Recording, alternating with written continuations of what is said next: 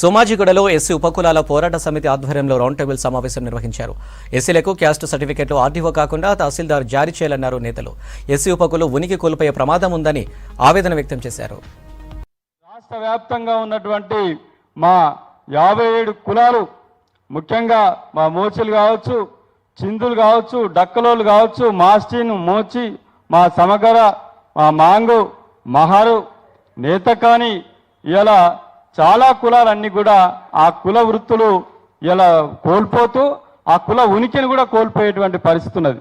ఇలా మేము అడుగుతా ఉన్నాం ఒకటే, ఈ కులగణన నిజంగా అన్యాయం జరిగిన వాళ్ళ వాటా తేలడానికి కాబట్టి ఈ అట్టడుగు వర్గాలైనటువంటి ఈ ఉపకులాల జనాభా ఎంతో తేలాలంటే వాళ్ళ వాస్తవ కులమేందో బయటికి తీసుకురావాలి.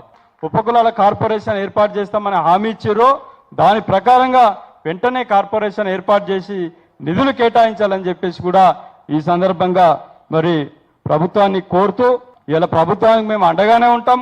మాకు మా సహకారం అందిస్తే, అంటే మా సమస్యలు పరిష్కరిస్తే ఖచ్చితంగా రాబోయే ఎన్నికల్లో కూడా, వచ్చే పార్లమెంట్ ఎన్నికల్లో కూడా మేము సంపూర్ణ మద్దతు తెలియజేస్తాం.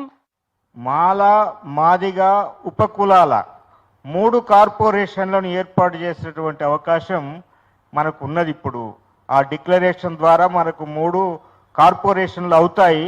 దాంట్లో 57 ఉపకులాలకి కార్పొరేషన్ ఏర్పాటు చేయడానికి అవకాశం ఉన్నది. కానీ ప్రభుత్వం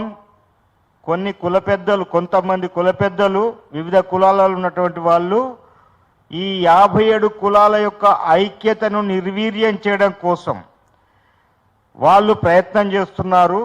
మనల్ని 57 కులాలుగా కాకుండా ఎస్సీ ఉపకులాలలో మాల ఉపకులాలని, మాదిగ ఉపకులాలని, మళ్ళీ ఏబిసిడీలని మన ముందు పెట్టి మనకు తీవ్రమైన అన్యాయం జరగడానికి ప్రయత్నం చేస్తున్నటువంటి పరిస్థితిని మనం గమనించాలి.